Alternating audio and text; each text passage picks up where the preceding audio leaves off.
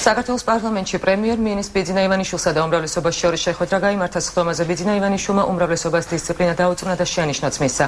პრემიერმა უმრავლესობას მეტი კოორდინირებისკენ მოუწოდა. შეხვედრამდე მან ჟურნალისტებისთვის კომენტარი გააკეთა. ქუთაისიდან გვერდდება ჩვენი ჟურნალისტი ნოდარ ჩაჩუა. ნოდარ, რამ გამოიწვია პრემიერის მხრიდან უმრავლესობისთვის შეანიშნვის მიცემა?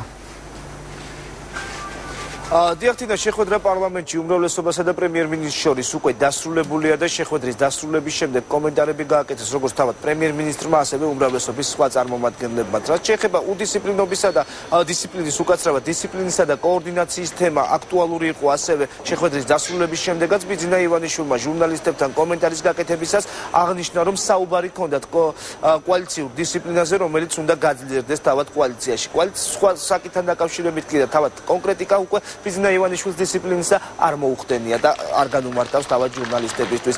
ბიძინა ივანიშვილმა დღეს ასევე აღნიშნა ისიც, რომ დღევანდელ შეხვედრაზე საუბრის ძირითადი თემა იყო დეპუტატების შეკითხვები და ის პრობლემები, რომლებიც რეგიონებში არსებობს.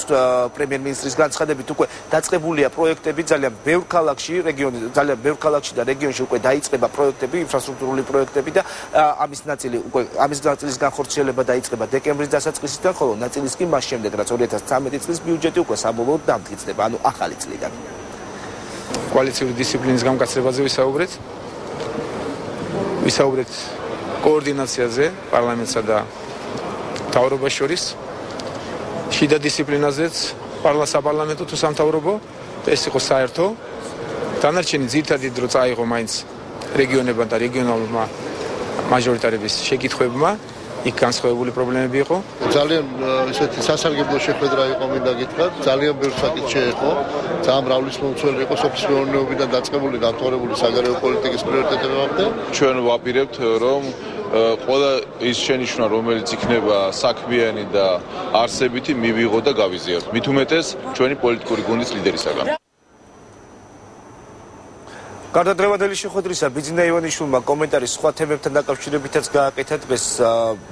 დღეს პრემიერ-მინისტრმა ჟურნალისტებთან ისაუბრა ახალი მთავრობის საგარეო ურთიერთობებთან დაკავშირებით და იმ კურსზე, რომელიც ახალ მთავრობას აქვს არჩეული, ასევე საუბარი შეეხო ელჩების თემასაც, როგორც ბიძინა ივანიშვილმა დღეს ჟურნალისტებთან საუბარში განაცხადა, უკვე დაახლოებით ერთი თვეა გადაგზავნილია იმ ელჩების სია, რომლის გამოწვევაც უნდა მოხდეს და ეს სია გადაგზავნილია უშიშროების საბჭოში, თუმცა უშიშროების საბჭოს მდივანმა თემა აქცია პოლიტიკური ვაჭრობის საგნად, როგორც ბიძინა ივანიშვილმა განაცხადა, ნაციონალური ხელისუფლება, კერძოდ კი გიგა ბოკერიას მხრიდან ითხოვდნენ იმას, რომ ამ ელჩების გამოწვევის სანაცვლოდ მომხდარიყო ბაჩუ ახალაიასა და სხვა დაკავებული პირების განთავისუფლება.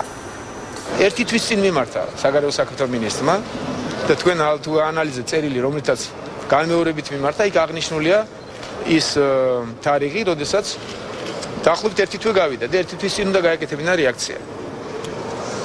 გასაგებია ეს კაცი, ამ კაცმა გააკეთა თავში განცხადება, რომ ხელს არ შეუშლიდა მთავრობის მუშაობას.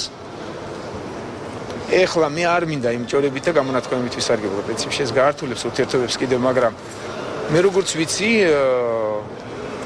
როდესაც შეახსენეს მათ მოითხოვეს რამდენიმე ადამიანის გათავისუფლება და ამის სანაცვლოდ ელჩების დამტკიცება.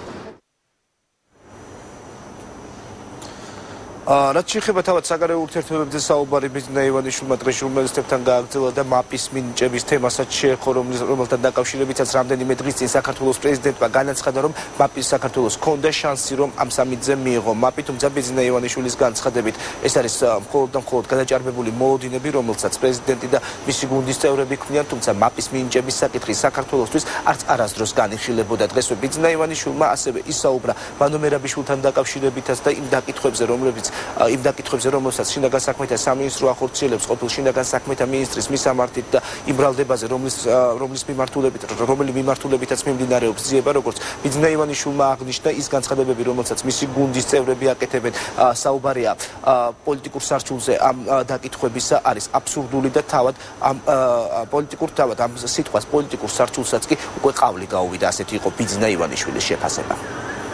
ხო, მე არ შევაფასებდი ამ პროცესს, ცოტა შორის მათ არც განმიხილავს. გუშინდელ კადრებს მიაქცია ყურადღება, როგორ გმირულად გამოდიოდა ბატონი მერაბიშვილი დაკითხვიდან. და ნახე, რომ სად იყვნენ გუშინ და სად არიან დღეს. და კარგი პროცესია, ეს ნორმალური პროცესია. დავინახე, რომ იქ მხარდამჭერებიც მოაგროვა და დიდი მობილიზაცია ჰქონდათ. ამას რამდენიმე დღე დახარჯეს.